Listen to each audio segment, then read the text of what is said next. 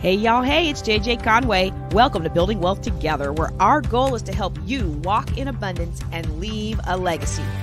It's Wealth Building Wednesday, where we answer your money questions with style and grace. To ask your question, go to buildingwealthtogether.com and click Ask JJ or leave a voicemail at 1-833-4-ASK-JJC. Before we get into the questions today, we've got a little teaching. Hey everybody, it's JJ Conway. Well, I guess I need to update that banner because I forgot that they were each for each day. So if you're watching and it's not Wednesday, well, we're happy you're here anyway. As many of you know, the Fireside chat questions and answers usually become the basis of the Wealth Building Wednesday of the rest of the month. So if you have questions, there's several ways that you can ask your questions.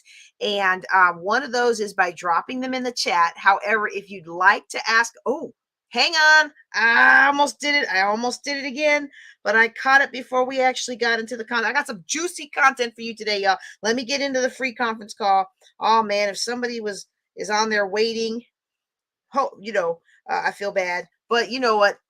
We gonna do better. We gonna do better. All right, let me get into the free conference call. But we got some juicy content. We're gonna talk about crypto and we're gonna talk about debt.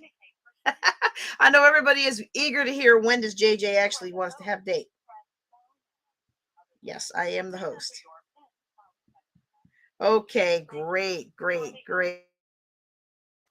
All right. So we've got the free conference call going. Let me put that on speakerphone so they can pick up my voice better. And today we're going to be talking about, we're going to answer your questions. I think that's what I was saying. Let me start over. All right, y'all, it's Fireside Chat. This is where I answer your questions about money and business, and actually answer questions, any questions you've got. I'm going to answer your questions, right? If you would like to, let me put this on there. If you want me to answer a question for you, go ahead and post it in the comments.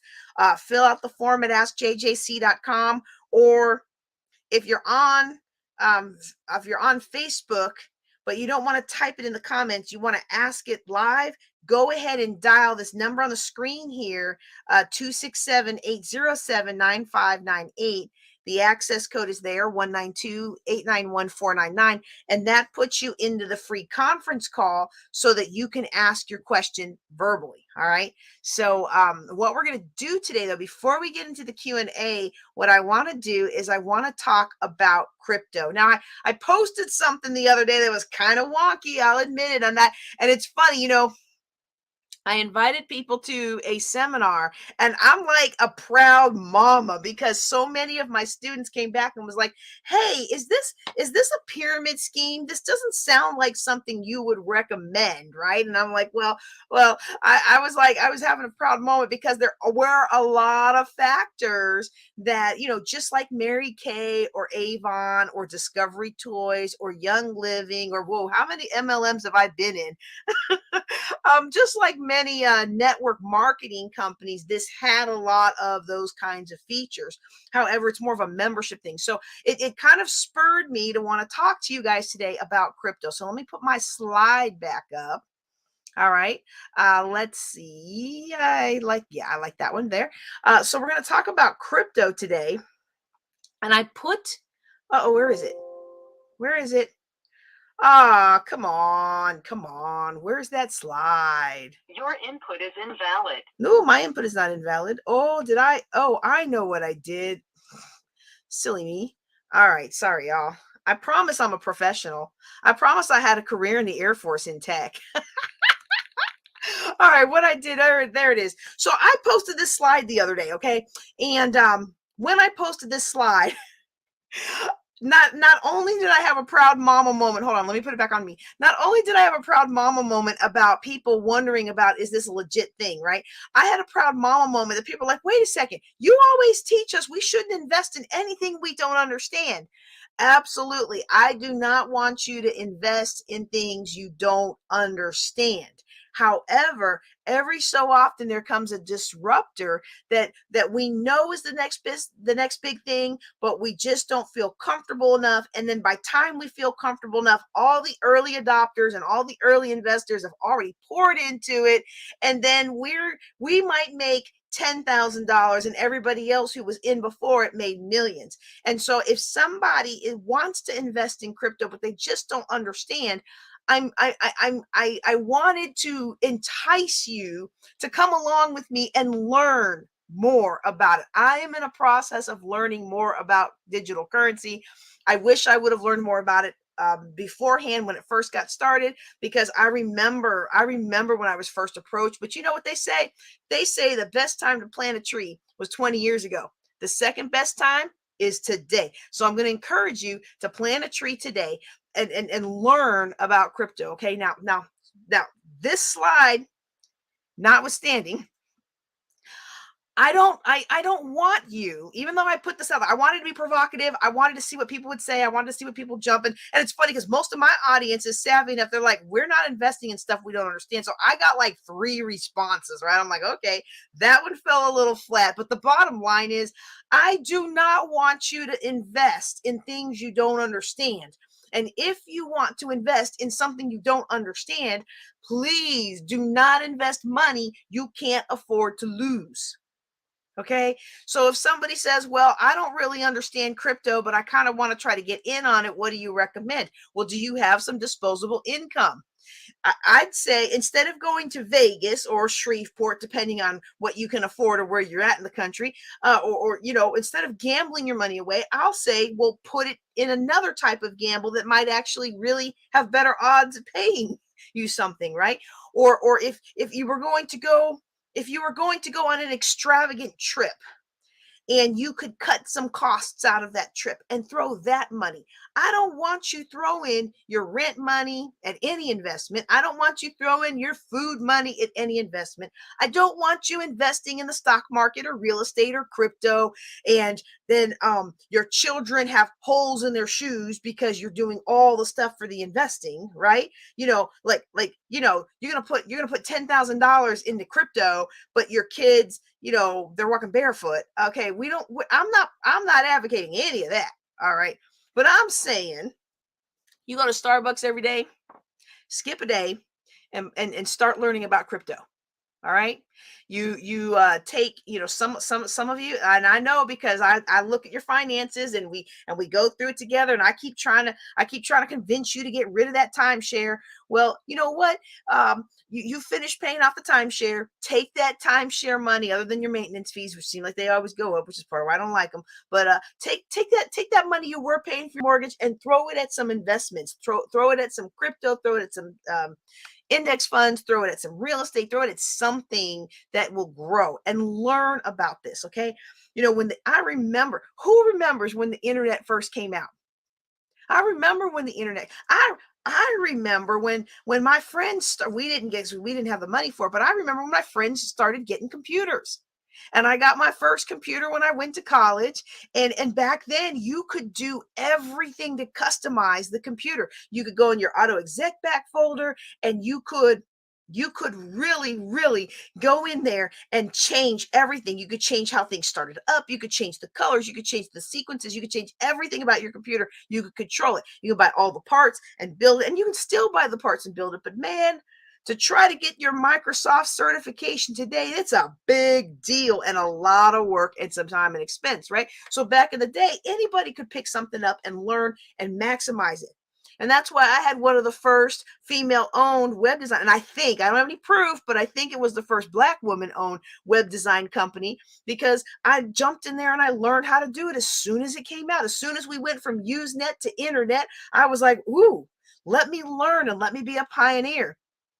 And what I discovered is I was a pioneer. I made some very good money with Jasper Web Host, and then I sold the company, and that helped propel me to where I am today, right? But it wasn't for me long term. But if I hadn't learned in the beginning, I would have never known it. And then this whole internet thing blew up. Well, you don't want the next big thing to overtake you. Okay. So I thought I would just put together a few little slides on ways that you could earn while you learn about crypto. So even though I titled this, all right, even though I titled this, how to invest in crypto when you don't yet understand it, I am not advocating for investing in things that you do not understand. All right. Let's just make sure we've got that clear. I especially don't want you to invest in things or invest with money that you cannot afford to lose. And that is not just talking about crypto. I don't want you putting money into real estate that you can't afford to lose. I don't want you putting money into the stock market that you can't afford to lose.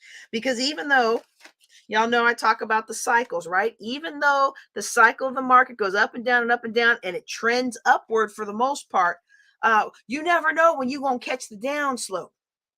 So some of you were in the Building Wealth Together conference with me, and you took Joseph Bojang's class. Let me go ahead and forward to the next slide. You took Joseph Bojang's class, and then you joined our panel where we talked about crypto and real estate and other investments. And you went and you bought a whole bunch of crypto. And what has happened between November and now? The price of many forms of digital currency, because there's quite a few of them, the price of many forms of digital currency has gone down. Well, it's starting to climb back up again. So I look at it as the market is having a sale. All right. But if you invested back in November with your entire life savings and you're like, oh my goodness, I'm gonna invest in this. And from April of last year to November now, it had like a 500% return. And I'm just gonna be making millions. And then you watched in December and January as that price plummeted. I don't want to be responsible for that for that panic attack that you have over that, okay? Because we don't want to invest with money that we need to run our household. Okay, that's a foundational financial principle. Yes, there are stories where somebody bet it all on themselves and it came through, but there are many, many more stories where people bet it all on themselves and then they were foreclosed on and removed from their house. And that's not what we're trying to do today, okay? So now I do encourage you to go back out, okay? The link is there on the screen. Let me make that bigger. The link is there on the screen, https jjclink.com/VIP. If you go out there, it will take you to the Building Wealth Together VIP, which is lifetime access to this talk on Joseph and to also the panel that we did where a bunch of us talked about it. Okay, so you really want to get that education. You want to go out there. I'm going to give you in the comments, I'm going to give you a discount code. I'm going to say it out loud for those of you who are listening on freeconferencecall.com, jjclink.com/VIP, and you're going to use, I have activated my favorite code. It's my 75% off code, y'all. The code is Steelers. I have activated it for tonight. And so you go ahead and use that code and get that at a discount. Okay. I'm also going to give you something free to learn more about crypto memberships, but we're not there yet. So, let's just talk a little bit about it now with this crypto 101. He does an excellent job of going through all of the background of the blockchain and how all of this is structured. I'm not covering that today. It would take way too much time. Okay, so I'm not covering that today. What I am going to talk about is just why, or not why, but how you can get started when you're just unsure. There's just so many scammy and flim-flammy things out there. And even if it's not scammy and flim-flammy, there's so many different kinds of digital currency, and people are constantly coming up with new ones, and then some of them are doing well and some of them aren't, and some last and some don't, and you really don't know. It's kind of like, anybody remember MySpace? Right? Like, who knew that Facebook would last and MySpace would fold? Right? Like, sometimes you just don't know what new technology is going to be the one that sticks. Like, you just don't know. Maybe it's going to be Bitcoin. Maybe it's going to be Ethereum. Maybe it's going to be Polkadot. I don't know which one is going to stick, but there's certain indicators that some won't stick. But we don't know. We don't know that some might not merge. We don't know what will stick, but what we can say is that society is pushing in the direction of digital currency. So something will stick, whether it's something that's in play now or something later. Okay. Whenever you're investing in something new, there's always a risk. Now, for those of you who have heard my dinar story, you can go ahead and maybe you have your own dinar story, but it's a reminder to me of two things. The first thing, well, let me tell you the story first. Back when they established the current government of Iraq, they established a new currency, dinars. Now, if you're not military or you're not a historian, you may not know that one very popular way that military people make money when they go off to fight war is by investing, or not fight the war, but when they go to be part of the reconstruction, is to buy lots of the new currency, as well as buy lots of goods and gold and rugs and things like that, or if whatever's the material. A lot of people that I knew in the military were coming back from the Middle East with rugs and different gold and different jewels and things like that. Okay. Well, one other thing that people were coming back from Iraq during the initial days was the Iraqi dinar. They were buying dinars and bringing them back to the United States with hopes that as the country rebuilt itself, the value of the dinars would grow and grow and grow and be super strong. So if I have a fledgling company today and I can pay $100 and get 1,000 dinars. Well, when that country 20 years later is really firm and stable, well, maybe by then 1 dinar might be closer to $1. That's the hope, right? So then you bought 100. You spent $100 to get 1,000 dinars. Well, now you have $1,000 worth of stuff instead of $100 worth of stuff.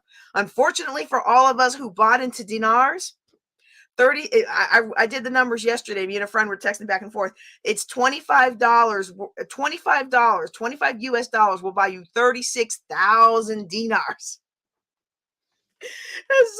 And so I keep that box of I keep my half. Got when me and my ex got divorced, he got half and I got half. I kept my half because it's a reminder to me of two things. One, not every investment will pan out, but you still keep investing, okay? Because when it does pan out, you want to be in the right position. But that not panning out didn't ruin my life, because we didn't buy it with money we needed to pay our mortgage. We didn't buy it with money that we needed to pay our son. And we didn't buy it with money that we needed to keep our car note paid and to keep our lights on, okay? And to keep ourselves fed and reasonably clothed, all right? So the other reason that I keep it, and it's going to go into how to the how to buy crypto part that we're going to talk about later, is because whether or not we ever made any money on dinars, the person that created the company that facilitated the sale of those dinars, he made money on those transactions. So we would he was a military person. He went overseas. He saw this opportunity, stood up a quick company, and we would pay, and there would be a service fee associated with that. So no matter who made money or didn't make money, the person owning that company made money. Okay, so keep that in the back of your mind as we go through this. All right. The slide that I have here, let me pull this up. The slide that I have here, there's two things that I want to show you from this slide, okay? The first thing is you can see how much money right now in US dollars value is being poured into. I mean, we are talking hundreds of billions of dollars of US dollars of value being poured into these digital currencies, okay? That's the pie chart there. All right. And that's not even all of them. That's just the big players right now. Okay. Or whenever Wikipedia took that. I'll admit I got that from Wikipedia. I know all you scholars out there, Wikipedia is not a source. I know, but it's great for gritting quick graphics for non-commercial purposes, like this free class. The other side of the chart, it shows a taxonomy of money. And I thought this was interesting because it's kind of going along through different ways of money, and I realize now that it's hard for you to see it. So the biggest thing that I wanted to bring out with this slide is not to know all the text that you probably can't read on your screen, but to really highlight that there are all different kinds of ways to get at currency. A lot of times we think of currency as hard, cold cash money, and it may seem like there's only, I pass money to you, you pass money to me, but there's all kinds of different ways that currency and money and resources flow. And some of those ways are electronic. Some of those ways are universally accessible. Some of those ways are not universally accessible. Some of them are issued through central banks. Some of them are issued by people or companies. You see under peer to peer, you have local currency. I could create my own currency. And I know this is going to sound a little silly, but I want to illustrate the point. If you come to one of my classes, I could establish that since I'm the sticky note queen with all my affirmations on sticky notes, I put them here. I just changed out the one for my boys in the bathroom. I might make a rule that in my course we're going to pay each other with sticky notes of affirmation, right? And so in order, maybe one really juicy quote might be worth $10 and one other quote might be worth $5. I can establish whatever value I want as long as you're willing to pay. And so there's money really is defined by what the value between two individuals, what I want to price something at and what you value it enough to pay for it at. And so it's not as defined as we like to think it is. And that's why there's so much opportunity in this. That's also why there's so much confusion though, okay? And the reason it's important to know that not all money comes from a country or not all money comes from a bank, okay? But some money can come from peer to peers will come apparent later in about 2 slides, all right? I only have 3 more slides, I think. Um, so, but it'll be on the third slide that we talk about Your that. input is invalid. Oop, I don't know what I did. I don't know what I did. Sorry, y'all. Let me turn that down. Okay, so for those of you on free conference call, I'm sorry, I don't know what I just pushed, but I was getting happy and I was moving things around and I pushed something. So I hope you can still hear me. Of course, if they can't hear me, they can't text me to let me know they can't hear me.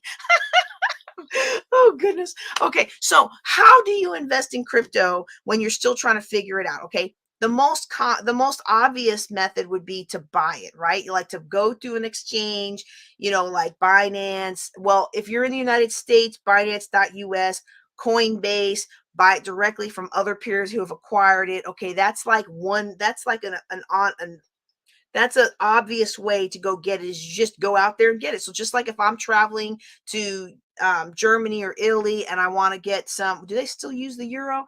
I'll go get some euro.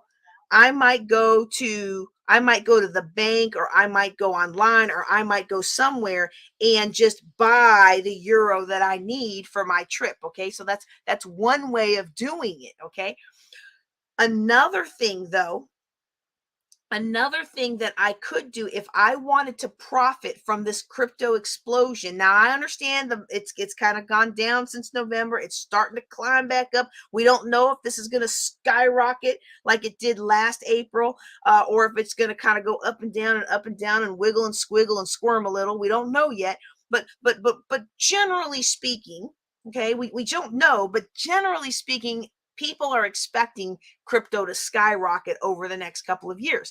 So one way to take advantage of it is to buy it. Now, I probably should have put mining it here, but I didn't, and I'll explain why when we get to that slide, okay? So you can go out and buy it. Now, here's the interesting thing.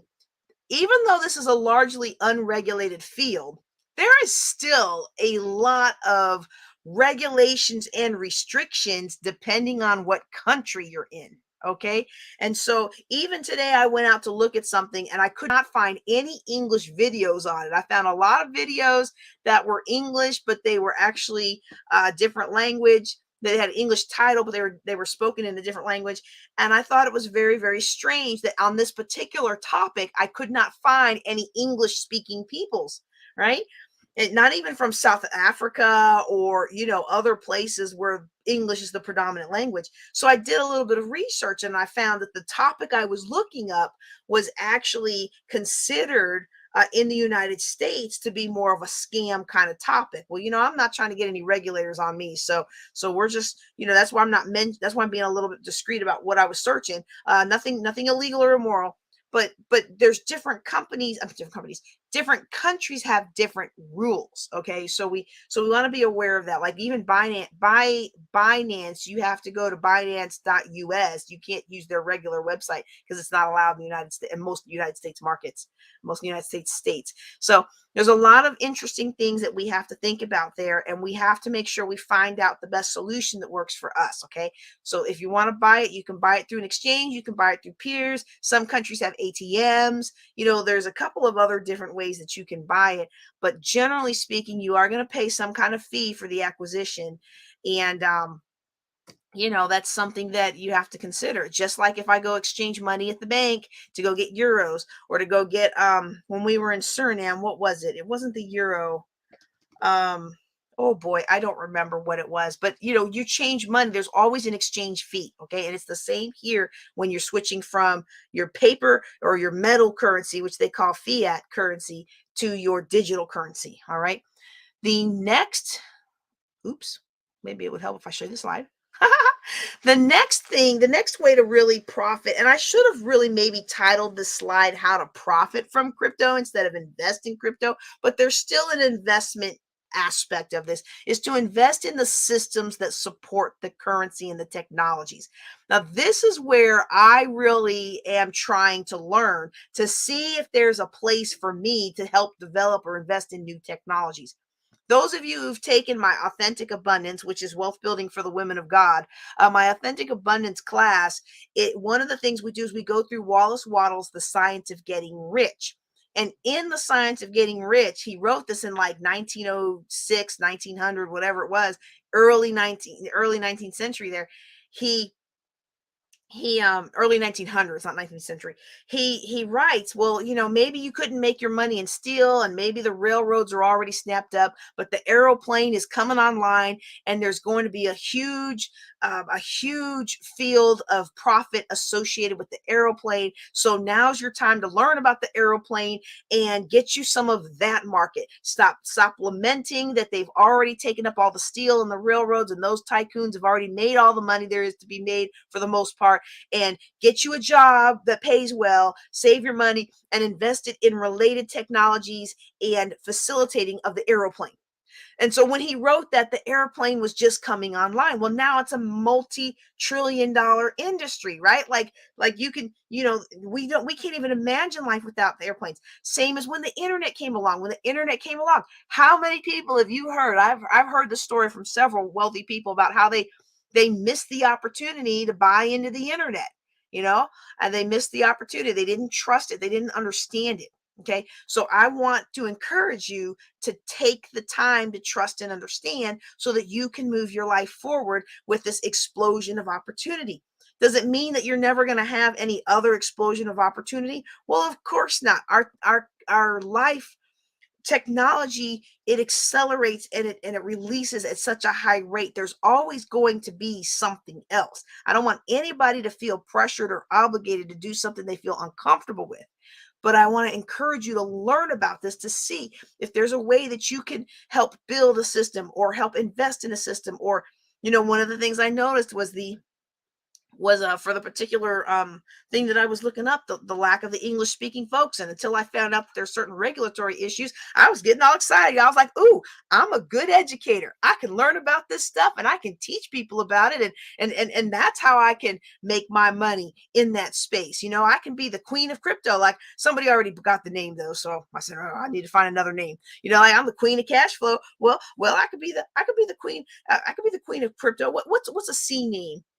The Countess of Crypto. Ooh, look, now that I said that, somebody's gonna go out and buy it before I'm done teaching, right? But you know what I mean? Like I got all excited. I was like, ooh, I can carve me a space. See, I'm encouraging you to be creative and look outside the box and try to see if there's a way. Maybe you're uncomfortable with buying the crypto. Maybe you're not sure how you can protect the crypto. Like even when I went to buy something when I first set it up, and I was like, wait a second, I can't store these passwords on my computer. All my, because I have my automatic backing up thingy. And I was like, I have to unplug this, and I have to do this on a different computer, and I have to print this out. And well, if I print it out, then I might lose it because I mean, I've lost so much stuff with all these different military moves. I mean, like I really had a little bit of I had a little bit of a moment there. And so maybe that's just not for you. I mean, I found a way to get around that for me because I didn't want to miss out, I don't want to miss out. I just don't. That's one of those things. Like I'm that kid that never would fall asleep because I didn't want to miss anything when my parents were having a party. I would listen all night. and that's just me. This is my personality, right? But maybe you don't want to buy it right now. Maybe you're just unsure about it and you're worried about losing it all and like that, or you're not sure how to protect it from family members or other things. Okay, look for you a space where you can carve you out a niche related to it. It's very, people don't understand it. They don't understand the blockchain. They don't understand decentralized finance. They don't understand these things. So if you can take some time and join me on this journey of learning about it, then we emerge as the front runners in helping other people when everybody else is getting on board. But by then we have already made our wealth. Do you see how this works? There's so many. How many of you have taken my class, Real Estate Investing 101? And I go through 20 different ways to make money with real estate, most of which you don't even buy the house, right?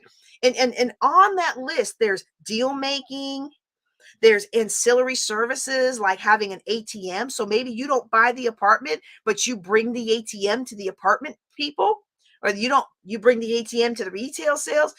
There's direct related trades and services. So maybe you're not fixing and flipping the properties, but you're the realtor who is helping the people that are fixing and flipping the properties to sell them quickly. I mean, there's so many different ways to make money in real estate, and crypto's the same. You can find and invest in or build up for yourself some kinds of support related technologies that will facilitate the growth and establishment of digital currency. Okay. The third one that I want to bring out today, and of course, there's always going to be more. Like right, like we're just doing a quick class, and I'm not going to be able to cover everything in one night, right? I'm still learning it myself. Like that's one of those things. I'm like, I used to be the kind of teacher where I wanted to know everything about everything before I would even open my mouth about something. And what I realized with that is that I was holding back students from taking advantage of opportunities because I was not necessarily letting I was not necessarily putting my stamp of approval on anything. Not that you need my stamp of approval on anything, but if somebody is coming to me to learn how to build wealth, and I'm scared to open my mouth because I don't understand everything and I haven't done it a million times myself, then what I'm doing is I'm not only holding you back, but I'm holding me back from the joy of being able to help you succeed.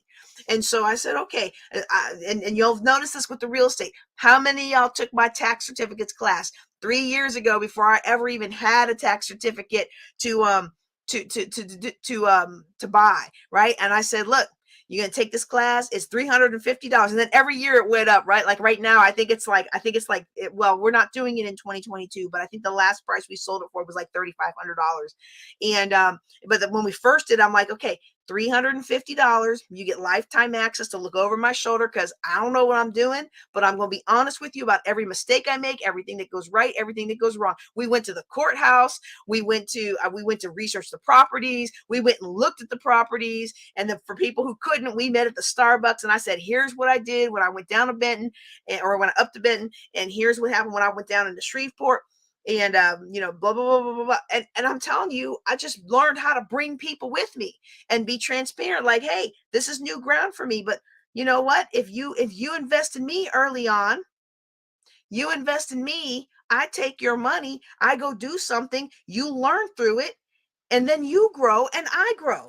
And then what did we do? What did we do after that? What did we do after that first class? The next class, it was, okay, how about you can look over my shoulder at a higher price, or you can pay even more, and now you are partnering with me as I go out to buy the next round of stuff. And you're partnering with me, you're buying a membership with me, and as part of your membership, now you're sharing in my real estate rewards. Okay. It's the same for almost any industry. You can do this kind of in a lot of people do real estate. They do it. They call it private lending. So they're actually doing loans. I prefer memberships because I don't like debt, right? Like, and I can't guarantee that everything's going to always work out. Like I had one tax certificate that matured, and I was like, well, what do I do with it now? I'm like, well, you can pay $10,000 to file a partition to get your 4% of that land because it's legally yours and they didn't redeem it, but the land is worth $1,000. Do you really want to do that? And I was like, really? Sometimes you learn as you go, right? And so, I mean, all the rest of them we made really good money, right? But sometimes, sometimes it is what it is. So when I talk about memberships, okay, when I talk about memberships in mining or private clubs or private lending, these are things where you are not physically buying the crypto. Okay. Mining is interesting because with mining, when it first started out, you were like you were helping to test out the security and everything of the crypto that somebody else, the digital currency that somebody else was putting out. And so then, as a reward for you helping to test all their security protocols and stuff, you would get a little piece of it. Right. And you're still doing that today. But now, today, when you're mining, because it's requiring so much additional computation power, you're basically buying computational power. Don't ask me how that all works because I'm still a little squirrely on that. I'm like, okay, whose computer are you taking over? Wait, I shouldn't say that out loud. I don't know that that's what's really happening. Let me delete, control all delete, rewind. Where's my pencil? Rewind. Um, some of you are too young to get that. But it's okay. Um, let's just leave that alone, okay? It's still the same basic principle. You are going out there and you're providing a service by calculating and using your computing power to calculate and do something to help test the integrity of the blockchain, of the digital currency that's been released, and so you get a part of it. That's what mining is. Like, at first I thought, I don't know if y'all remember when the internet first came out, there was this money tree website. It was one of the very first websites that was out there, and you, each pixel had a dollar amount, and most of the time it was zero, but sometimes you could get $100, $1,000. I think there was supposed to be one that was like $10,000 if you clicked on the right pixel, whatever the high value was for that day. So that's what I thought it was at first. I was like, well, that's kind of interesting, but anyway, I'm not going to spend any more time talking about that because clearly I don't know a lot about it. But memberships can come in a couple different forms. One is where you're all pulling your money together and somebody's managing you buying the crypto. Okay. That's one type of membership. Another membership is where you are kind of like a private lending situation in real estate, or kind of like my class situation in real estate, where you are buying into something. You're not making an investment, but you're buying a membership in this company. And as a member of the company, you share. You don't own the company. You don't get shares of the company. You're getting a membership. Like, you get a membership to the gym. You don't own any of that gym, but you get the rights to come in and use the equipment, right? And then anytime that gym gets a shipment of, some manufacturers trying to launch new protein shakes. So when that gym gets a whole bunch of protein shakes to hand out as samples, you get samples, right? Like, you get benefits from being at that gym. And it's the same with crypto buying membership kinds of clubs. Legit ones will have some kind of structure that will give you rewards because what you've done is you've put your money in. And now the people who run that club with your membership money, they were doing several things. They're buying crypto, or the one that I'm in, what they're doing is creating their own crypto. So it's a little scary because you don't know if that's going to last. Remember that slide that I showed you before of all these big players? I think there's like 84 or 104 or something like that out there, and they grow day by day. People are always trying to create their own crypto. This one's been out for a little. Oops, I lost my slides.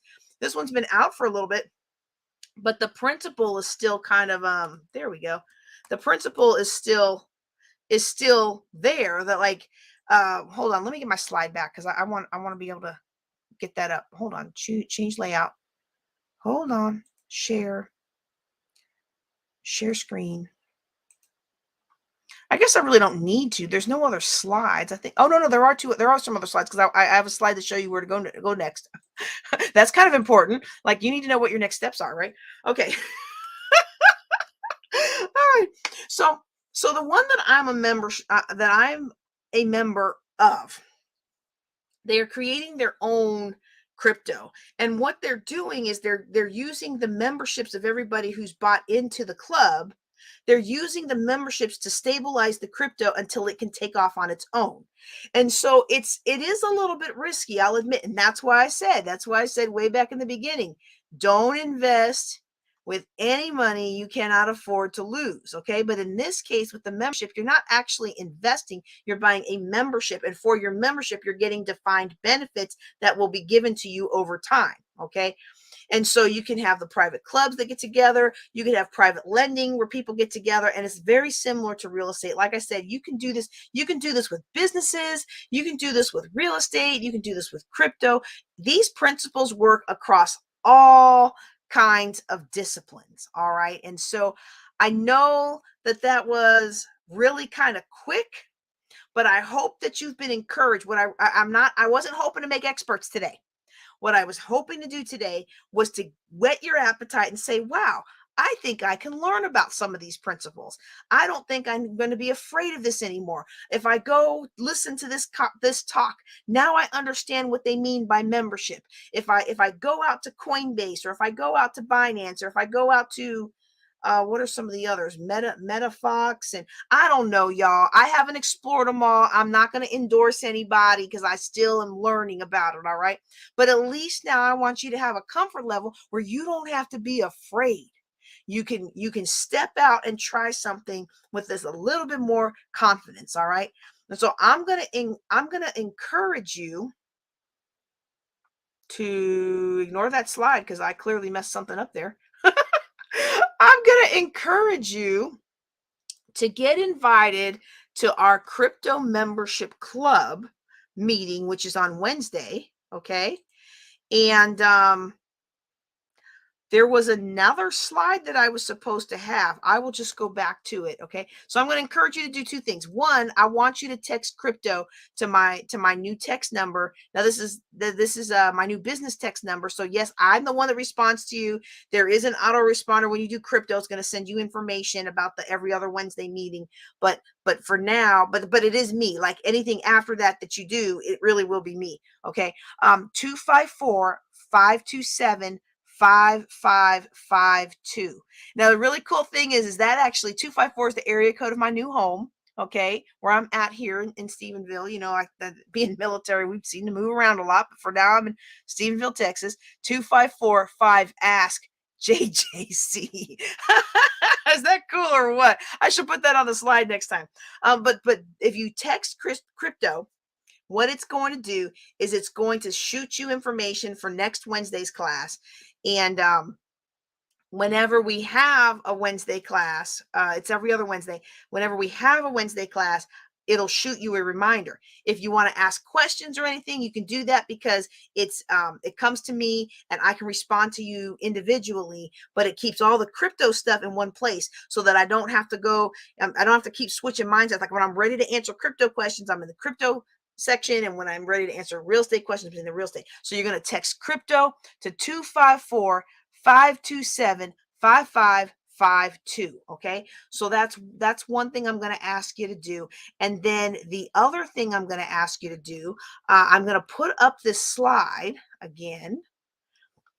Where did I have this slide? Okay, there it is. I'm going to ask you also to go out to jjclink.com/VIP and get your lifetime access to both Joseph Bojang's class and our panel discussions about investing. I think that'll help a lot of people understand more about the blockchain and more about Bitcoin without feeling like they got not just Bitcoin, but Bitcoin and Ethereum and all these other ones, without feeling like you're sitting through a sales presentation.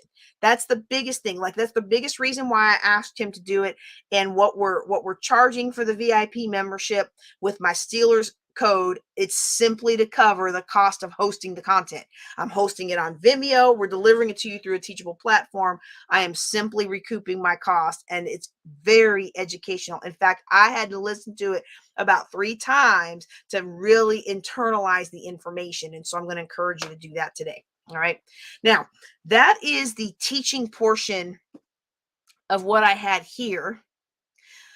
But I don't see any questions. I don't see any questions. So I'm about out of time for fireside chat for when we don't have questions. I'm going to go to my Ask JJC link and see if we've got any questions that have come in, and I don't see any questions there.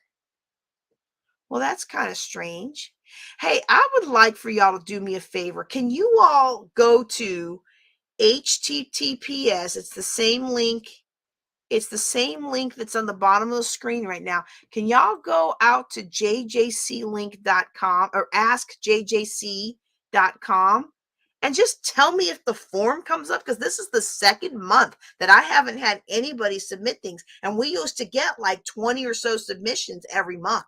You know what I mean? Like, I don't know if y'all remember, like last year, we were getting so many submissions that each of these sessions would be like 2 or 3 hours. And I love that. Like, that's what I love. I love answering questions. So if you just go out there and test the form, you can Facebook Live and let me know or not.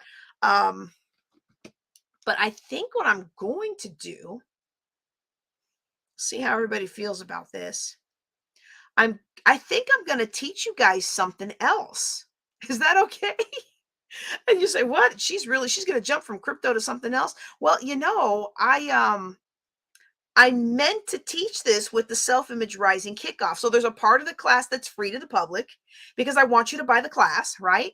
Uh, full transparency. I want you to buy the class, right? But then I didn't teach part of it.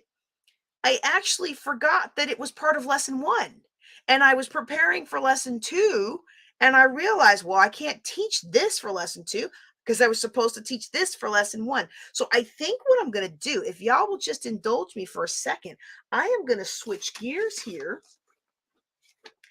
And I'm going to cover a little mini lesson from self-image rising, and then that'll get us back on track. Okay. So now if you're in the paid class, I promise you, I'm not giving away stuff that you already paid for. All right. And if you're not already in the paid class, I encourage you to get in the paid class before the price goes back up, because once the class completes, it goes back up to the regular price that it'll stay on my website for the rest of the year at $500. Okay, $497 or something like that. I think I'm going to give you guys a lesson from self-image rising. All right, let me just get set up here. And again, if you have a question before I get started in this, if you have a question, go ahead and drop it in the chat or drop it in that. If you're trying to use the askjjc.com and it's not working for you the way it appears on my screen to be working, let me know. Okay. I'm going to reset. Oh, this will be fun. This will be fun. This will be an unexpected bonus because we start spring break tomorrow, and I was going to try to figure out how to get this recording in tomorrow. But guess what? We're going to do it today. You know why we're going to do it today? Because my family is expecting me to teach Thursday night, and I have no obligations to do anything tonight for the family. So let me go ahead and try and teach this real quick. Should be maybe 20 minutes, 30 minutes. I don't know. We'll just see how we feel. All right.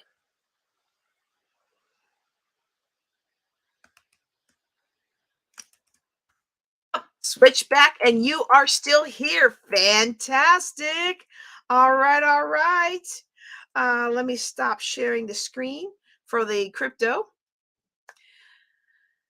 So far for self-image rising, we have talked about how and why we must increase our self-worth in order to increase our net worth. Okay.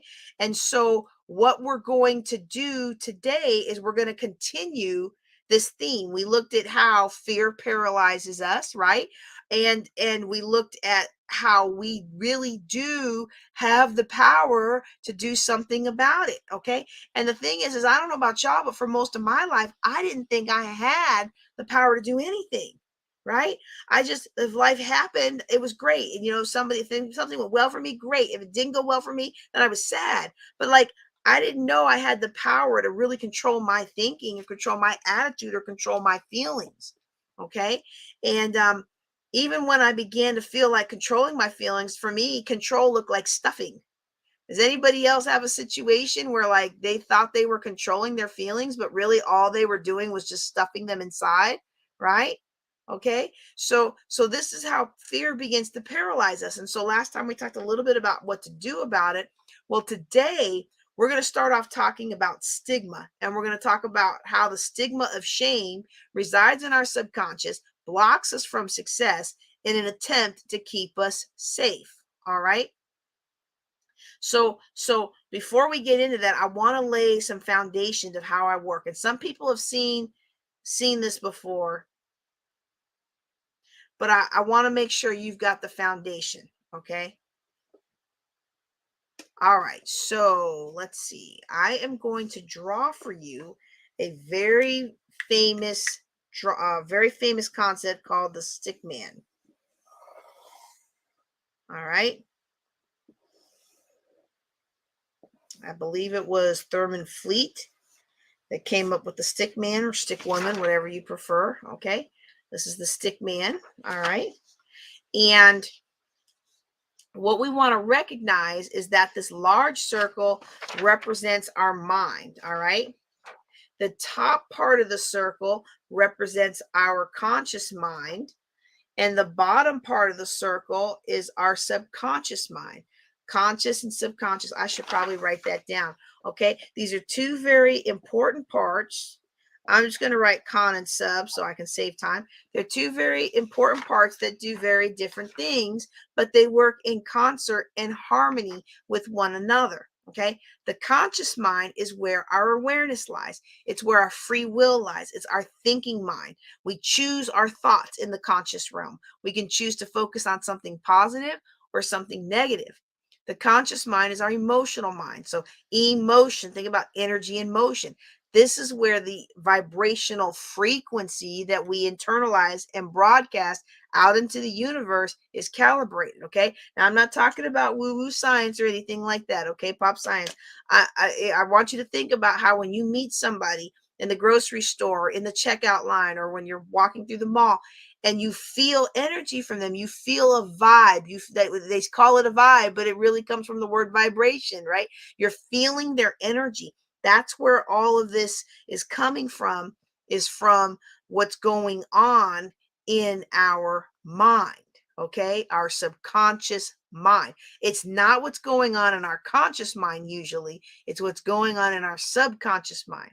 And that's not the one that we're controlling what we're thinking about. So this is an interesting phenomenon here, right? Our subconscious mind, that's where our beliefs lie, our image, our self-esteem, our personal self-regard, all our habits, the things that we just naturally do without thinking. Okay. That's all subconscious. And our line, and the line that separates the conscious from the subconscious, that is, I'm going to turn it that way. That is our ability to reason. Okay.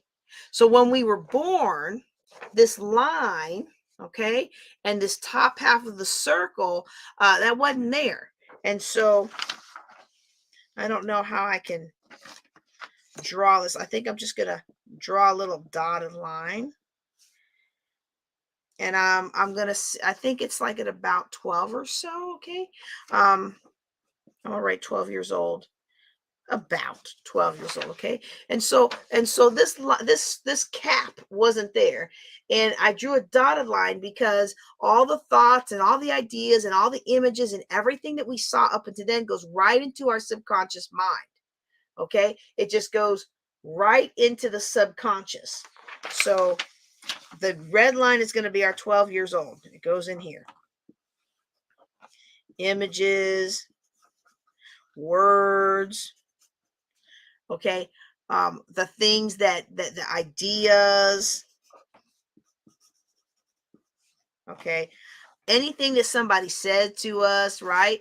That's all going straight into our subconscious until we get the ability to reason. So until our mind becomes developed and there becomes a separation, we're just sponges. We really are just sponges, just sucking it all in, everything that's happening. So you know, back, the conscious mind is what does the choosing. The conscious mind is what accepts or rejects. The subconscious mind doesn't. In other words, anything that ventures into the subconscious mind is immediately accepted as truth. And this is why a young child believes in Santa Claus or the Easter Bunny. They haven't yet formed this capacity here to reason and to reject. So they can't reason that away, that this big guy with all these reindeer is going to land on top of your house and come down your chimney and leave you all your gifts. And so when I was a young child and I was told I was slow, and then as I got older I was told I was book smart but practically useless, those concepts were anchored into my subconscious mind. All right, now to the I guess it's the right on my page, it may look to the left of you. We're going to draw the letter R. Let me get a different color here. We're going to draw the letter R. Okay, and that R represents the results that we get. And it's really the results that every one of us wants to change, right? Like we want to have more money, we want to have more fun, we want to have more control, we want to change the results of our life. And it seems very logical, right? Like if we want to change the results, we got to change what precedes the creation of those results, which is our actions. Okay. All right. So we have actions that lead to results. But the action is driven from our subconscious mind. And I think this is what a lot of people fail to understand, because going back to the concept that I talked about before of the things that we can do and the things that we can't do. Now you might remember in the public video that we did last week, I drew it as a box. For those of you who are actually in the paid class and you saw the video that I made for you of part 2 of this concept, we kind of defined it as a sphere, our sphere of influence. Okay, but inside this box is all the stuff that we can do. And what we do is we lament and we get anxious and we cry about all the things we can't do outside the box. But the reality is very few of us are even doing what little we can. We're not even maximizing the box that's the realm of the possibilities. Of all the things we could possibly do, this little dot in the middle is all we really do. And what I was encouraging you last week was to just take a little bit step of doing a little bit more than what you can do, but it's still what you can do. And then maybe take another step to learn something that you can learn. And as you take these steps outward, your rings of influence and your rings of ability grow and grow and grow and grow and grow.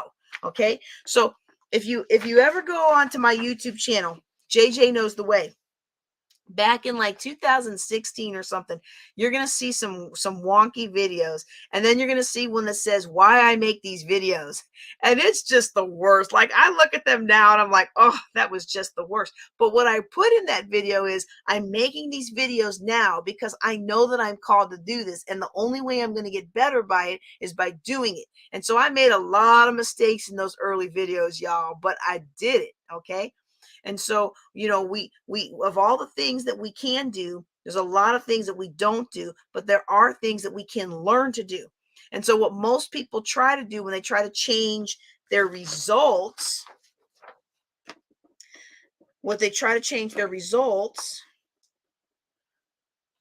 is they start with trying to change the behavior. And it kind of makes logical sense, right? Like if I want to have some money in the bank, I need to stop going shopping all the time, right? But we try to change what we're doing. But the problem is what's driving the doing is the being.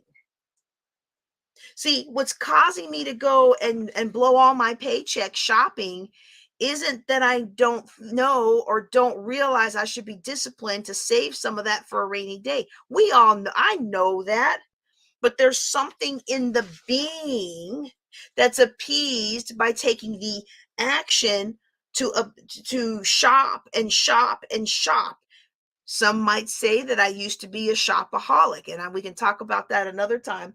But it wasn't the shopping that needed to change. The shopping needed to change. The action needed to change, but the action was never going to change until I changed what was going on in the subconscious. My conscious intellect knew I needed to stop shopping. My body, I would will, don't do it, don't do it, don't get on Amazon. And in a moment of stress, the next thing you know, click, click, click, click, click, click, click, click, bills, bills, bills, bills. It's not about what we know. We can never outperform our self-belief. We can never outperform our self-concept. We can never outperform, because every single time we push, push, push ourselves, if we haven't changed what we believe, the body, the brain, it's all going to rebel, so that in the end, we only produce what we believe. We can't outproduce and we can't outperform our self-image. So the self-image is in the subconscious mind. It's made up of the beliefs we hold about ourselves. And it's put there certainly by other people, but there's also our own conditions and circumstances. And it's not only the conditions and circumstances of our environment, but our perception of those conditions and circumstances. So we form the self-concept, the self-image, the self-identity. Now, I don't want you to think like I did when I first came into contact with these, of the self-image as the image we hold of our body. Okay. I want you to think of the image of you hold of what you believe about yourself, your self-worth, your value. This is all part of the image you hold. And the physical appearance of our body, sure, that can play a role. That can certainly play a role in how we feel about ourselves, okay? But it's really more when it comes to business and application and doing more with our life. It's really more a perception of what we can and cannot achieve, and that's what drives the action. We can willpower and intellect for a little while, but if we don't fix what's going on in here, we revert back. That's why it's the first week of March, and everybody, not everybody, I won't say that, but many people have already busted their New Year's resolutions, and in fact probably busted them the second week of January, right? Your comparison, your self-image is how you believe and relate to yourself and others. It's how you compare yourself to others. It serves as your filter through which you see the world. And so your self-image is really, you could think of it as a way of what you think is possible for you. So if you think that nice people can't be wealthy, then subconsciously you're never going to allow yourself to be wealthy. And it can, and you can have a lot of blocks that we don't even realize. Our self-image is also about our attitude. It's very complex, and it's more than just, again, the image of me as a body temple. It's about everything that you believe about yourself. Okay. It's about your oh, excuse me. It's related to your self-esteem, but it's different from your self-esteem, because your self-esteem is your personal self-regard. How do you value yourself? Okay. And that presents itself in how you take care of yourself, the things in your care that you can consistently control, right? Like I was feeling bad. Many of you know that I hate whenever I can't get my rings on. Well, I've been having some health challenges, and I'm working very hard to overcome them. I'm under the care of a doctor, but some days I just swell up, and those rings are not coming on. They're just not coming on. Or I might be able to get them on, but if I get the first one on and I realize, that was hard, I'm not going to be able to get that off tonight without a whole lot of oil and a whole lot of yanking. So then I just don't put them on, right? And but because of that, I might have a feeling inside of how other people are going to perceive me. And this is going to sound so silly, right? It's going to sound so silly, but if you stop and think about your life, you might find that you have similarly interesting things. Like I continually have to fight the programming of the single Black mother, the welfare mama. That is hardly true of almost anybody that I know.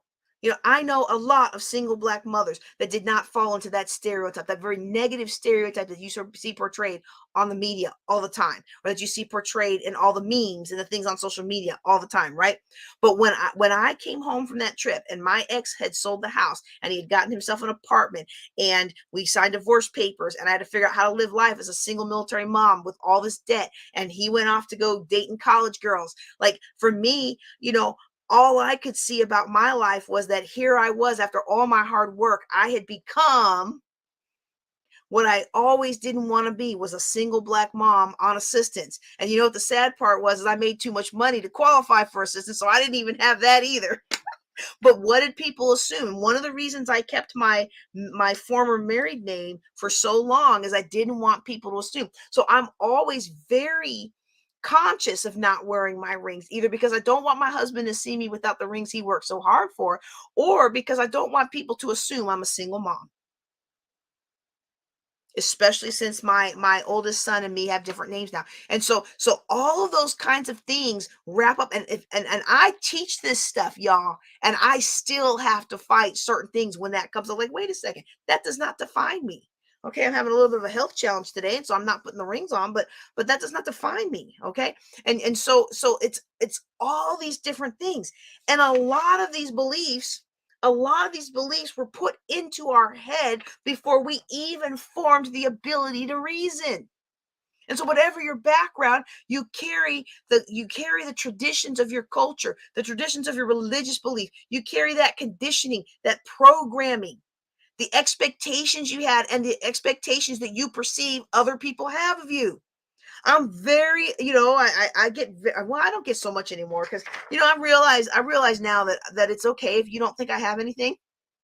But I used to get highly offended. I worked really hard to build my financial net worth, and I worked really hard to get somewhere and to climb out of the hole I was in. And my goodness, you're gonna respect me. And when I come in the store, you're not just gonna offer me the cheapest thing because you see my brown skin and I'm a single mom, and you just think that I can't afford nothing, can't afford anything. And I've had that even happen even as last year when I bought this phone. The guy would refuse to answer any of my values based questions. He just kept saying, well, this has the cheapest payment. This has, and I'm like, and finally I stopped him. I was like, I am not asking you not one single price related question. I am asking you values related questions. And I gave him a whole sales training. And then he was like, what do you expect of me? I'm just a college kid. I don't even care about this job. So, so the thing is, it's kind of like a chicken and egg thing, right? Like, what's first, the belief or the self-image, right? Is it your attitude that comes first, or the self-image? And it's kind of a yes, yes, and yes thing, right? Like your self-image is in your subconscious. So it's in your present. It's always present, but it's really based on your past. It's in your present and it's in your future, because when we look at the subconscious mind, it's closely tied to your spirit. Okay. We're told to seek first the kingdom, and we often look outward. But what I'm suggesting today is you can't love your neighbor as thyself if you don't first love yourself. And you can't seek the heavenly kingdom of God truly until you first allow God to rest, rule, and abide within you. And we're told that as a man thinketh in his heart, so is he. And then we're talking about the physical pump of the heart, but then we're also talking about this other part, your spiritual center. All right. So when I first started learning about self-image, I really thought it was like taking a picture of me and saying, okay, this is me. Well, that wasn't me. That was a picture of my body. It's much more complicated, but it's easy if you kind of just allow the understanding to flow. This is, when I look in the mirror, it's funny. It's funny, y'all. When I look in the mirror and I take a picture, I don't know why, but I always, when I first do my hair and makeup and everything in the morning, I feel like I don't know. My husband must have just installed a really nice mirror in our bathroom, because I always feel like I look so glamorous. And then when I try to take a selfie, I feel like I look like a wet dog. like like I know my hair is not the greatest today, right? Like we're going to the beach, so I'm not trying to, I wasn't trying to do it all up today. um because I'm like, it takes forever to, if you don't have ethnic hair, this is natural hair. It takes forever to get my hair straightened out. I was like, not worth it tonight, right? Um, not if I'm just gonna go jump in the beach and ruin it all, right? Tomorrow. So so anyway, so what but that's my body image, right? That's how I think I look. That's not how I think I am. And what's stopping a lot of us is we put the clothes on, we put the jewelry on, we do the hair, we put the makeup on. If we're a guy, well, I mean, I guess I shouldn't say that because people do whatever they're doing. Um, but what whether you wear makeup or don't wear makeup, or whether you put on fine clothes or don't put on fine clothes, whatever, the outward things can flow into how you feel about yourself, but that's generally the external. And a lot of times we try to present the external to be better than how we feel internal. And so what I'm not talking about the external. I don't care how good you look today. I don't care how poorly you look. Although I will say that generally speaking, when we don't take care of ourselves physically, we send a message to the rest of the world, right? About our self-image, but we need to know that there's a lot that has gone into building us into who we are. And there's a lot of agreements that we make as we're growing up, and then of course we create these linguistic metaphors to hold the beliefs and images in place. Things like don't talk to strangers, don't talk to strangers. We teach our kids don't talk to strangers, but you know what? As we get older, what do we have to do? If we're in business for ourselves, we got to talk to strangers. We got to cold call. We got to introduce ourselves on business calls. We got to go to networking thing. I mean, like, all I do to get more business is meet strangers and turn them into friends, right? Like, that's how my business model works. And so we program ourselves, don't talk to strangers, because it's easier to just keep us safe. And we know that little kids, they don't have the ability to reason yet. So the easiest thing to do is just don't talk to strangers, right? How about another one? It takes money to make money. Well, what does that mean? If I'm broke, how am I ever going to make money? Right? So it's a linguistic metaphor, and it's a competing commitment that gets lodged deep down. But if we don't challenge these things, and I want to get rich, but in order for me to get rich, I have to have money. Well, I grew up poor, so therefore I can't have money. How many of you were told you have to be in the right place at the right time to be successful? You never get anywhere without an education. Don't you know that nobody in your family ever made that kind of money? You know how long that's going to take? I mean, how many of you have heard things like that? I mean, we use those things all the time, you know? And especially as I get older and my friends get older, I'm hearing this more and more. Well, I can't do it. You know how long that'll take? And then you hear young people say, well, I can't do it. You know how long it'll take? Well, I don't know. I don't know how long it's going to take. But I know one thing: time is going to pass whether you work to achieve your dreams or you don't. I think one of the most insidious competing commitments we have, and this is something that many of us had poured into us at a very young age before we were able to reject it, is I'm not worthy. I don't deserve this. With all these beliefs, we conveniently create these linguistic metaphors to hold that in place. And so when we're talking about the self image, I'm not talking about a picture of you. We're talking about a concept of you. How do you see yourself? What do you believe about yourself? Carl Jung said, until you've made the unconscious conscious, it will rule your life and you will call it fate. And when you look at this diagram, it's clear why that is, isn't it? Because everything below this line here is below the level of consciousness. And all of that is acquired. All this information that's in here is acquired over time. So we don't actually know what we believe very often. We don't actually even know what we think about ourselves unless we actually think about it, or unless some situation comes upon us and forces us to realize our character. It just what we think about ourselves just operates in our subconscious, operates in our life, driving our action, creating our results, influencing our thinking. And because it's below the level of awareness, we're not even consciously aware. We think it's fate and we just write that off. We don't even challenge it. And when we start to examine it, when we start to look and say, well, what is it that I actually believe? And is that actually true? Is that actually what I've learned to believe? Or is it actually something that is true, or something that I just learned? I mean, Carl Jung's quote about making the unconscious conscious becomes more and more clear about what we need to change. And so Maxwell Maltz's observation as a plastic surgeon, he would take people like this one lady. She coming for a nose operation. She had an injury or something. She wanted her nose operated on. She's not happy with the way she looks after the accident. He says an interesting thing would happen. He would operate. He would work his magic. He would do what he needed to do for the lady. And then afterwards, she would look completely different, have a cute little button nose, and she would be very happy. All right.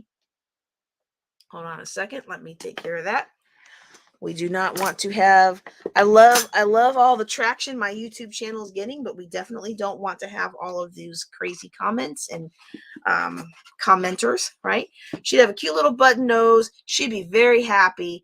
But some people would come in and look at the before and afters, and they would be truly delighted with the before and after, but they would see themselves and be happy when they see how they looked and how other people would see them look. But then others would come in, and he talks about this on page 8. Okay. We're in Psycho-cybernetics. Others would come in, and even though the outside had changed, having a different appearance to others, inside they would still see themselves the same way. So even when the outside changed, it didn't make any difference in their life, because they still went through life like they looked the same old way. And so what he concluded is there must be something a internal, the inner image, the self image. And now he wrote this 60 years ago, and they're only finding out now in psychology how true it is. Even though the appearance changed, many people still felt the same way.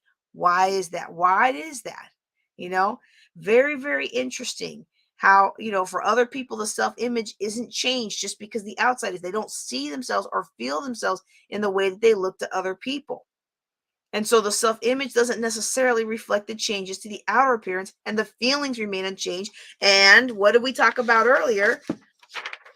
If the feelings remain unchanged, even if you try to use willpower to change the actions, it's not going to change for very long. You're going to revert back to the actions that are consistent with the feelings. And so when I think about this model, when I think about this model of the stick man, I see that for a lot of us, what we need, it's not new clothes, it's not new jewelry. Now, I think I've been up leveling my appearance, my outer appearance, but changing the outer appearance doesn't make people happier like you think it might. Changing your networking group to be around the most exclusive people, and hobnobbing with the big wigs and being seen and seeing others, that doesn't necessarily change anything until the things that are inside change. I want to encourage you today to think about this concept of the stick man. Sometimes we have things that have been lodged in our subconscious that we aren't even aware of, and that are governing us, and we're not even aware of until they're challenged. And I'm going to tell you a quick story about something in my life that happened. And when I was a junior, I think, when I was a junior in high school, we moved from Germany to Southern California, and we were in the Mojave Desert, and they had these sand dunes, and my stepdad had some dirt bikes, and he would take us out one kid at a time. He would take us out riding dirt bikes, and I had a blast, y'all. It was just so much fun. And at some point we went over one big hill, and unfortunately, I we were doing half moons, and I didn't have enough velocity going up, and I got up to the top, and instead of continuing over, I got almost to where I would crest and then fell. I lost speed and I fell. And with it being sandy, it's kind of hard to if you don't have enough speed when you start that half moon, if it's too sandy, you can't, you just don't have enough traction to build up more speed. So I'm sitting here, I'm pinned under the bike. My stepdad has to get me out, and he gets me out of it, and we go home.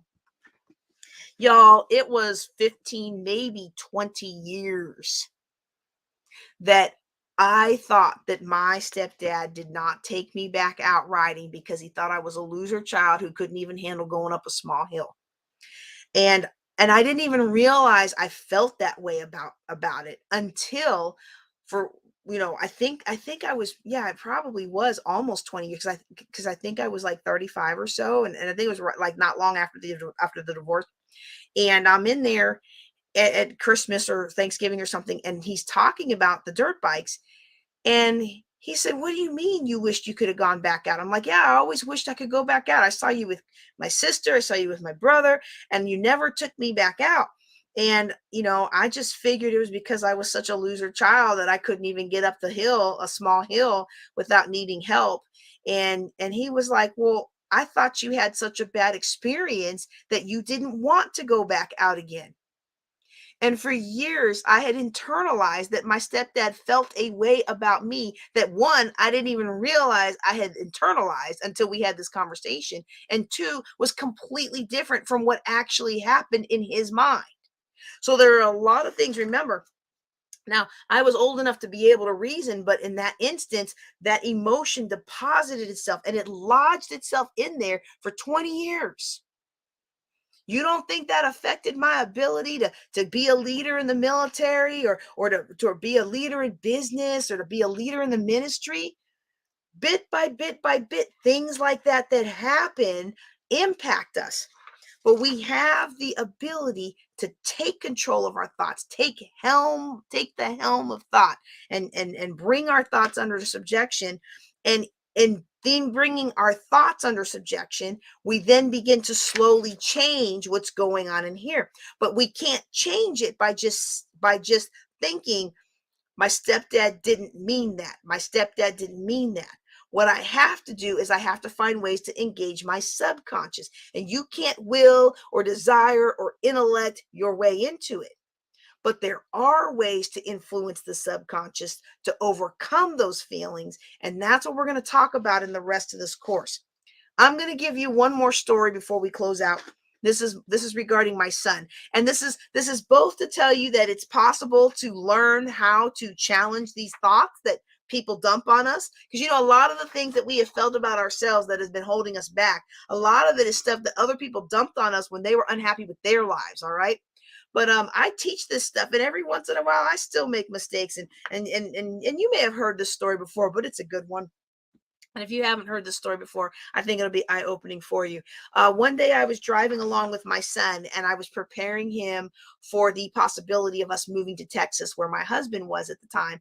And my intention had always been to get back to the East Coast and retire in the East Coast, maybe even go up to Pittsburgh, but at least be in the DMC area. I mean DMV area, and I'm realizing that may not happen. So I'm trying to prepare my son. And I'm like, well, in Texas, football is king, and you've been playing football, but they've been playing football. They've been groomed to play football since they were born. And so you might find that you don't compete as well, and he said, "But mom," so he was about 13 years old when this happened. He said, "But mom, who's to say I can't run? Any coach would want me on their team. And who's to say I can't catch? Any coach would want me on their team." And not only was I convicted in that moment that, like, wow, I just put limitation on my son. Like, I'm trying to help him, right? And what I was really doing was putting limitation on him. But I was so proud. I was so proud because mom tried to put a red arrow of discontent, of lack of self-worth, of inability into his little subconscious without even realizing what I was doing. And he rejected it. He said, he blocked that thing. Let me draw that out. So I tried, I didn't know what I was trying to do. I tried to put something in there. You can't. And you know what he did? Look at that. And he's got that you can't. You know what he did? He blocked that with a, oh yes I can.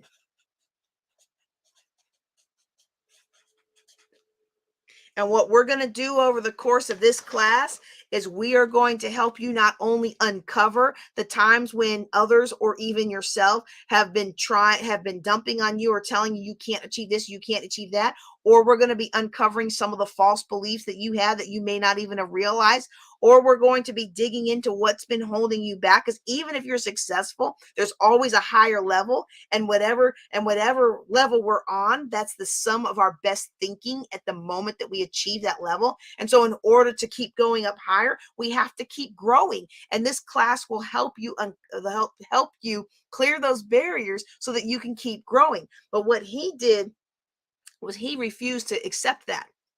It bounced right back out of his conscious mind and never lodged itself in his subconscious.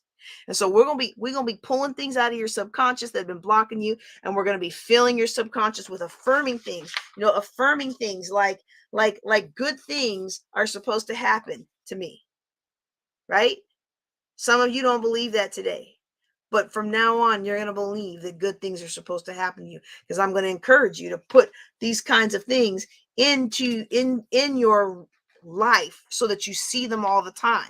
Here's another one. This is one of my favorite ones. I had this one up for my boys for a long time. I am loved. I am successful. What's another good one? Here we go. I got this from Dr. Cheryl Wood. Be good ground to sow into.